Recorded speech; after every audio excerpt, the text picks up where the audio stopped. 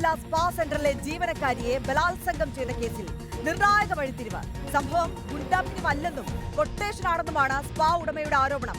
തിരുവല്ലയിലെ മറ്റൊരു സ്പാ ഉടമയാണ് കൊട്ടേഷന് പിന്നിലെന്നും തന്റെ ബിസിനസ് തകർക്കുകയായിരുന്നു ലക്ഷ്യമെന്നും ഉടമ റിപ്പോർട്ടറിനോട് പറഞ്ഞു. പോലീസ് തന്റെ മൊഴി എടുത്തിട്ടില്ലെന്നും സ്പാ ഉടമ ആരോപിച്ചു.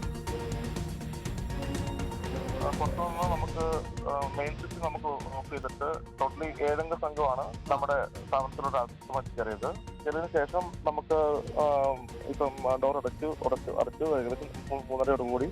അതിനുശേഷം ഒരു 5:30 വരെ ഒരു 2 മണിക്കൂറോളം നമ്മുടെ സ്ഥാപനത്തിൽ നമ്മുടെ അവിടെ ബലാത്സംഗം ചെയ്യുമായിരുന്നു. ഇപ്പം 7 പേരിൽ നമുക്ക് 4 പേരെ അറസ്റ്റ് ചെയ്തു, ബാക്കി 3 പേരെ അറസ്റ്റ് ചെയ്തിട്ടില്ല. ഇത് നമുക്ക് കൊട്ടേഷൻ ഉള്ള രീതിയിലാണ് നമുക്ക് തോന്നുന്നത്. നമ്മൾ ഇവരെ ആദ്യമായിട്ടാണ് കാണുന്നത്. നമ്മൾ നേരത്തെ നമ്മളിപ്പോ ഒരു ഗുണ്ടാപ്പരുവാണെന്നുണ്ടെങ്കിൽ നമുക്ക് നമ്മളൊന്ന് സംസാരിക്കുകയല്ലോ ചെയ്യുന്നത്.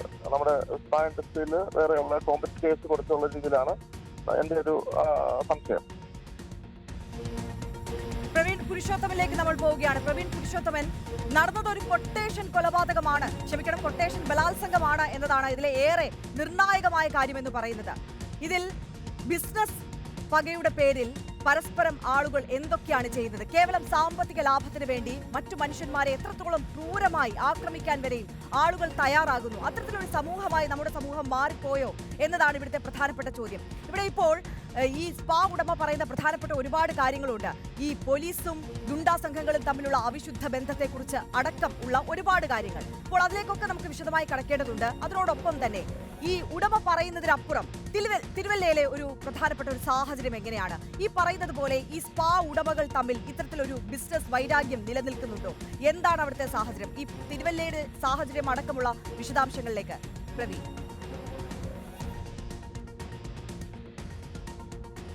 ഇപ്പോൾ സ്പാ ഉടമ പറയുന്ന ഒരു കാര്യമാണ് നമ്മുടെ മുന്നിലുള്ളത്. അദ്ദേഹം പറയുന്നത് തൻ്റെ ബിസിനസ്സിൽ എതിരാളികളുണ്ട്, അതുകൊണ്ട് തന്നെ തൻ്റെ സ്ഥാപനത്തെ തകർക്കാൻ ഒരു ഗൂഢാലോചന നടന്നു. അതിൻ്റെ ഭാഗമായി അവിടേക്ക് ഗുണ്ടാ സംഘം എത്തുന്നു, കൊട്ടേഷൻ എന്നുള്ള രീതിയിൽ എത്തുന്നു, അതിനുശേഷം ജീവനക്കാരെ ക്രൂരമായി പീഡിപ്പിക്കുന്നു.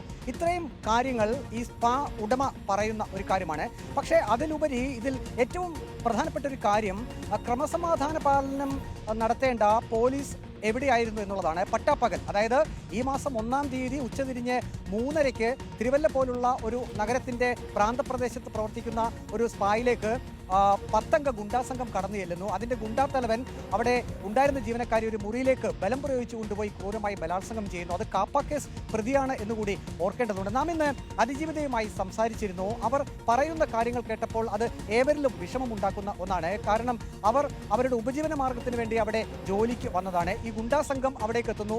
ഈ പ്രധാന പ്രതിയായിട്ടുള്ള സുബിൻ അലക്സാണ്ടർ, മരണം സുബിൻ എന്നാണ് അയാൾ അറിയപ്പെടുന്നത്.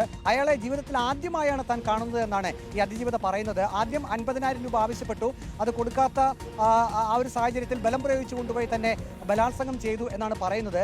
പക്ഷേ ഇവിടെ ഏറ്റവും പ്രധാനപ്പെട്ട ഒരു വസ്തുത ആ അതിജീവിത പറഞ്ഞത് തൻ്റെ വീഡിയോ ചിത്രീകരിച്ചു എന്നുള്ളതാണ്. ഈ മരണം സുബിൻ ചില വാചകങ്ങൾ പറയണമെന്ന് പറഞ്ഞു. അതിങ്ങനെയായിരുന്നു, അതായത് ആ സ്പാ കേന്ദ്രീകരിച്ചുകൊണ്ട് പെൺവാണിഭം നടക്കുന്നു, അവിടെ തങ്ങൾ അത്തരം കാര്യങ്ങളിലേക്കാണ് വന്നത് എന്ന രീതിയിൽ വാചകങ്ങൾ പറഞ്ഞുകൊണ്ട് ഒരു വീഡിയോ ചിത്രീകരിച്ചിട്ടുണ്ട്.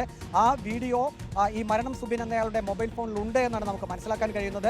അതിൻ്റെ അർത്ഥം എന്നുള്ളത് അത്തരമൊരു വീഡിയോ ചിത്രീകരിച്ച് ഈ സ്പാ ഉടമയെ ഭീഷണിപ്പെടുത്തുക. അതായത് നിങ്ങളുടെ സ്ഥാപനം ഇത്തരത്തിലുള്ള ഒന്നാണ് എന്ന് നിങ്ങളുടെ ജീവനക്കാരി തന്നെ പറയുന്നു, അത് പുറത്തേക്ക് വിട്ടുകഴിഞ്ഞാൽ അതിൻ്റെ ഭവിഷ്യത്ത് അറിയാമല്ലോ എന്ന രീതിയിലുള്ള ഒരു ഭീഷണിക്കായിരുന്നു ഈ മരണം സുബിൻ എന്ന പ്രധാനപ്പെട്ട പ്രതി ശ്രമിച്ചത്. അത് 3 ലക്ഷം രൂപ തരണം എന്നുള്ള രീതിയിൽ ഈ ജീവനക്കാരിയോട് തന്നെ പറയുന്നുണ്ട്. നിങ്ങൾ തന്നെ നിങ്ങളുടെ മുതലാളിയെ വിളിക്കൂ, എനിക്ക് 3 ലക്ഷം രൂപ അടിയന്തരമായി അയച്ചു തരാൻ പറയൂ, അങ്ങനെ തന്നില്ലെങ്കിൽ ഈ വീഡിയോ ഞങ്ങൾ പുറത്തുവിടും എന്ന കാര്യം കൂടി നിങ്ങളുടെ മുതലാളിയെ അറിയിക്കൂ എന്ന് ഈ പ്രധാനപ്പെട്ട പ്രതിയായിട്ടുള്ള ഈ മരണം സുബിൻ പറയുന്നുണ്ട്. അതിനർത്ഥം എന്നുള്ളത് കിടമത്സരം എന്നതിലുപരി ഇത്തരത്തിൽ പണം സമ്പാദിക്കുക എന്ന ലക്ഷ്യത്തോടു കൂടി തന്നെ ആ ക്രിമിനൽ സംഘം അവിടേക്ക് എത്തി എന്നുള്ളതാണ്. ഈ അതിജീവിതം തന്നെ പറയുന്നത് അതിൽ 10 പേരടങ്ങുന്ന സംഘമായിരുന്നു. അതിൽ 4 പേർ പുറത്തേക്ക് പോയി. 4 പേർ പുറത്തേക്ക് പോയപ്പോൾ അകത്ത് നിന്ന് ആളുകൾ പറയുന്നുണ്ട് അവർ വാഹനത്തിൽ നിന്നും വടിവാൾ എടുക്കാനാണ് പോകുന്നത്.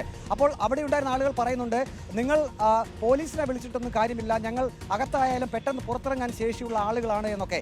അത്തരത്തിലുള്ള ഭീഷണികളൊക്കെ ആ സ്ഥാപനത്തിനകത്ത് നിന്ന് ഈ ഗുണ്ടാ സംഘം പറയുന്നുണ്ട്. ഇതിൽ പിടിയിലായിട്ടുള്ളത് ഇപ്പോൾ 2 പേർ മാത്രമാണ്. ഒന്ന് മരണം സുബിൻ എന്ന പ്രധാന പ്രതിയും ഒപ്പം തന്നെ മറ്റൊരു കൂട്ടുപ്രതിയും. ബാക്കി പ്രതികളെല്ലാം തന്നെ ഇപ്പോൾ പുറത്താണ്. ഏതായാലും ജില്ലാ പോലീസ് മേധാവി ഒരു പ്രത്യേക അന്വേഷണ സംഘത്തെ രൂപീകരിച്ചിട്ടുണ്ട്.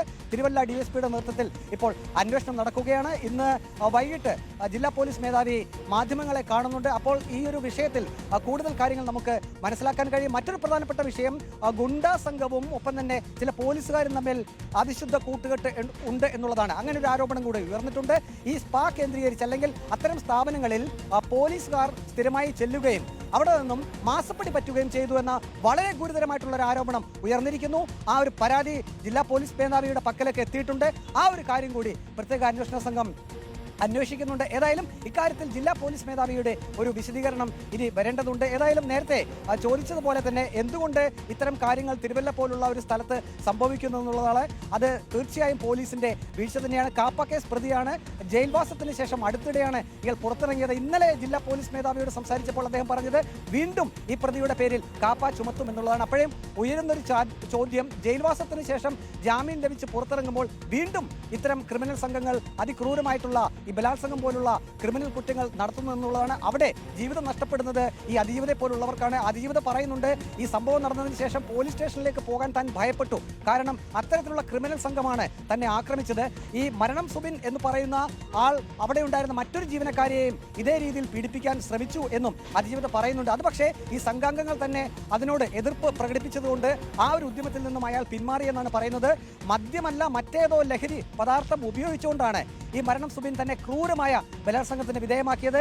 ആ കഴുത്തിന്റെ ഈ ഭാഗത്ത് കത്തിവെച്ച് ഭീഷണിപ്പെടുത്തി കത്തിവെച്ച് വരഞ്ഞു. അവർ പറയുന്നത് സിനിമകളിൽ മാത്രമാണ് താൻ ഈ രംഗങ്ങൾ കണ്ടിട്ടുള്ളത് എന്നാണ് ആ യുവതി, ആ അതിജീവിത പറയുന്നത്. അതിനുശേഷം വളരെ ക്രൂരമായിട്ടുള്ള ബലാത്സംഗം ഏകദേശം 45 മിനിറ്റോളം മുറി അടച്ചിട്ട് അവരെ മർദ്ദിക്കുകയും ഒപ്പം തന്നെ ലൈംഗികമായി പീഡിപ്പിക്കുകയും ചെയ്തു എന്നാണ് അതിജീവിത വളരെ ദയനീയമായി പറയുന്നത്. ഏതായാലും പോലീസ് ഇക്കാര്യത്തിൽ ഉണർന്ന് പ്രവർത്തിക്കണം. നിയമപരമായിട്ടുള്ള നടപടികളിലേക്ക് അതിജീവിത പോവുകയാണ്. മുഴുവൻ പ്രതികളെയും പിടിക്കണമെന്നും അവർ പറയുന്നുണ്ട്. തനിക്ക് ശാരീരികമായിട്ടുള്ള വേദനകൾക്ക് പുറമെ മാനസികമായിട്ടുള്ള വേദന കൂടി ഉണ്ടെന്ന് പറയുന്നു. അവർ ദേഹത്ത് പറ്റിയ പരിക്കുകളെ തുടർന്ന് ആന്റിബയോട്ടിക് ഇപ്പോൾ ഉപയോഗിക്കുന്നുണ്ട്. അത്രമാത്രം ക്രൂരമായിട്ടുള്ള പീഡനമാണ് അതിജീവിതയ്ക്ക് നേരിടേണ്ടി വന്നിട്ടുള്ളത്. അതെ, തീർച്ചയായും പ്രവീൺ പുരുഷോത്തമനാണ് വിശദാംശങ്ങൾ നൽകിയത്.